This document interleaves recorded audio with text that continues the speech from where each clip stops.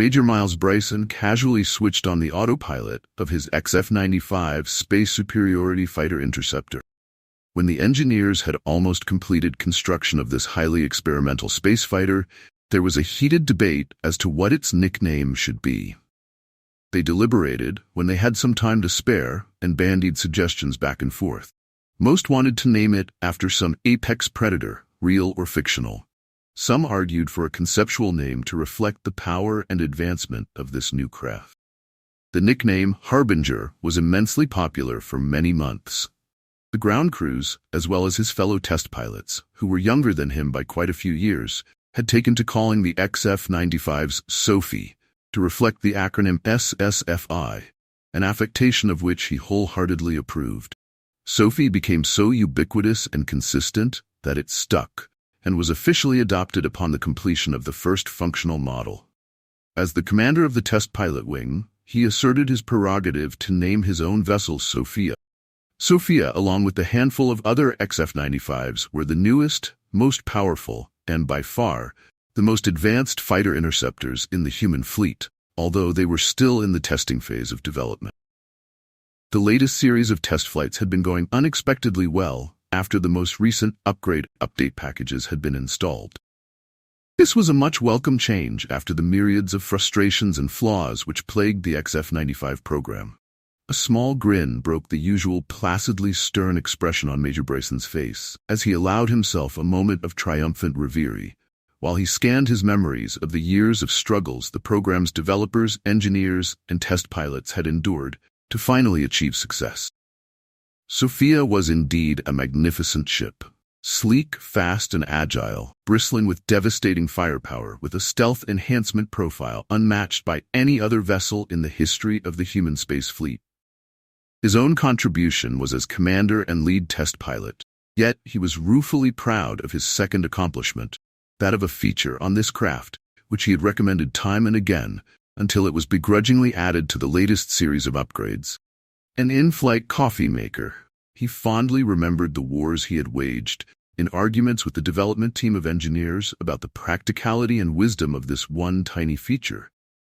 He had debated and pushed, insisted and demanded until he finally had gotten his way. Just then, the unassuming chime of Sophia's coffee maker sounded, alerting him that his flask of fresh coffee was brewed and ready for enjoyment. With autopilot engaged, his stroll through memory lane complete, and his beautiful Sophia slicing through space at unprecedented speed, there was only one thing left for Major Brycen to do: savor the delicious aromatic coffee contained in the sealed thermos flask. The first sip of the first flask of coffee from an in-flight coffee maker on an advanced fighter-interceptor was definitely his toast to a hard-fought victory. While he relished the second sip, another chime, sterner and more insistent than the one from the coffee maker, informed him that his third wide orbit of Neptune was complete, and it was time to vector back to base. Major Brycen, coffee flask still in hand, competently punched the vectoring coordinates into Sophia's navigation assistance computer. He performed a routine double-check of his inputs before giving the computer the go-ahead to perform the complex flight calculations and set the most efficient course. Major Brycen, confident of his trajectory inputs, pressed the submit button on the computer's screen. For the briefest fraction of a split second, nothing registered in his brain except that half a dozen red warning lights were flashing in discordant patterns.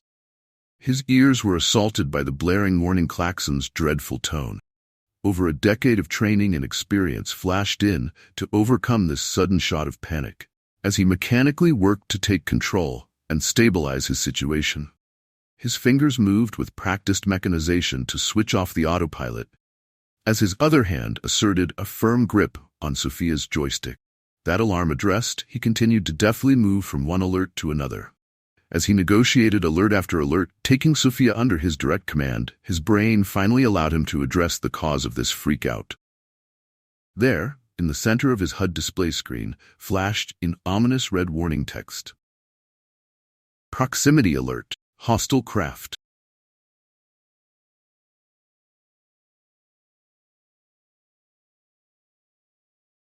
Thank you for joining on this journey through the vast expanse of adventure, imagination, and wonder. If you find this sort of narrative enjoyable, please consider liking, commenting, and of course subscribing. See you next time.